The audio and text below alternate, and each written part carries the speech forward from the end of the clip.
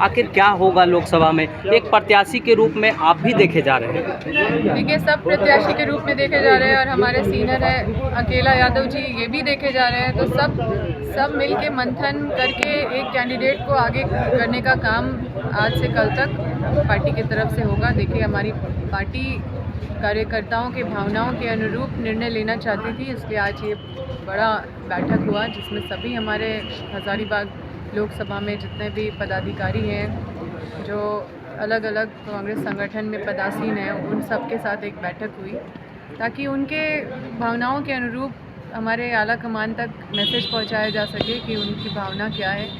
और क्योंकि हमारे पार्टी में बहुत सारे लीडर्स हैं, इसलिए भी ये ज़रूरी था कि हमारे जो मीर साहब है वो यहाँ आके जो आला कमान है उन तक मैसेज पहुँचाने का काम करे। और कोई भी लीडर किसी से कम नहीं है, लेकिन एक ही को लड़ना है।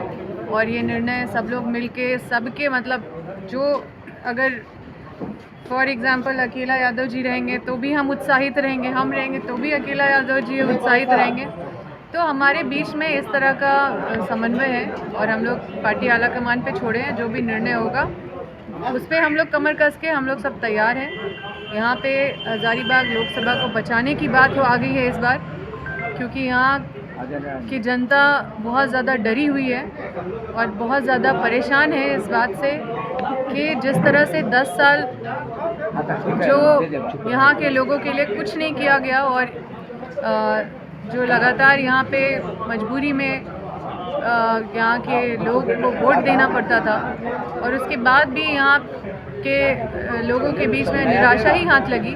अब उस निराशा को छुपाने के लिए ये लोग चेहरा भी बदल दे, लेकिन यहाँ की जनता पूरी भली भांति समझती है कि जनप्रतिनिधि कौन है और बाकी फलाना कौन है, कौन जनता का सेवक है, कौन अपना सेवक है। और इसकी लड़ाई है, ये लोकतंत्र को मजबूत करने की लड़ाई है।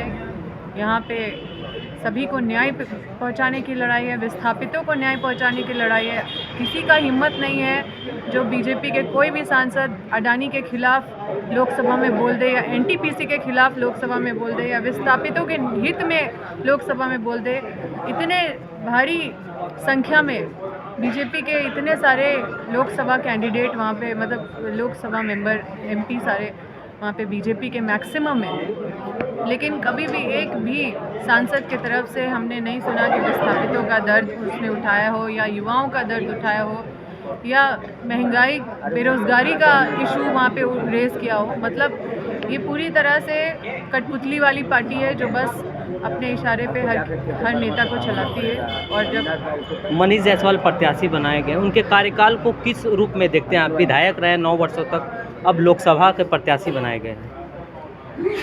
देखिए, मैंने कभी भी व्यक्ति विशेष पे ना ही कोई टिप्पणी करने से हमेशा मैं दूर रही हूँ, लेकिन जो यहाँ के लोग हैं वो भली भांति इस बात को समझते हैं और ये सर्वविदित है, सब लोग जानते हैं कि भारतीय जनता पार्टी ने किस तरह का कैंडिडेट दिया है। वो उनके हक और अधिकार को बचाएंगे या उनके हक अधिकार को नहीं बचाएंगे या फिर क्या करेंगे क्या नहीं करेंगे, यहाँ के लोग भली भांति अवगत है। और देखिए, हम एज ए पार्टी हम आपको बताना चाहते हैं कि कभी भी इनके अंदर हिम्मत नहीं होगा कि किसी भी कंपनी के खिलाफ। ये यहाँ पे देखिए, बड़का गांव में गोंदलपुरा का इशू है, यहाँ पे अडानी ग्राम सभा कराती जा रही है, 10 बार ग्राम सभा कराई, अब 11 बार ग्राम सभा कराना चाह रही है, लोगों पे केस करती है। एनटीपीसी भी वही स्टाइल में चलती है।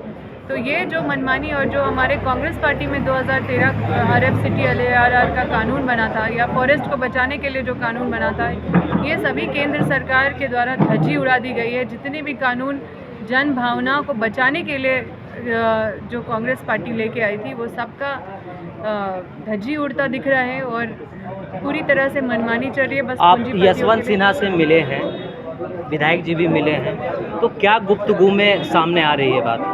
देखिए, यशवंत सिन्हा जी बहुत ही तजुर्बेदार व्यक्ति है और वो बीजेपी में जब थे तब भी वो बीजेपी विचारधारा से सहमत नहीं थे, हमेशा बीजेपी का विरोध करते दिखे।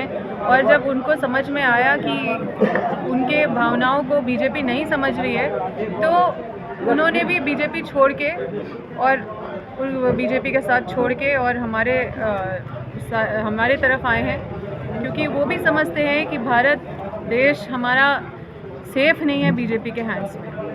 आपका क्या राजनीतिक स्टैंड होगा लोकसभा चुनाव में? देखिए, पूरी तरह से हम लोग तैयार हैं, राजनीतिक रूप से तैयार हैं, और यहाँ के लोग के लिए हम लोग कोई भी लीडर यहाँ पे नए नहीं है।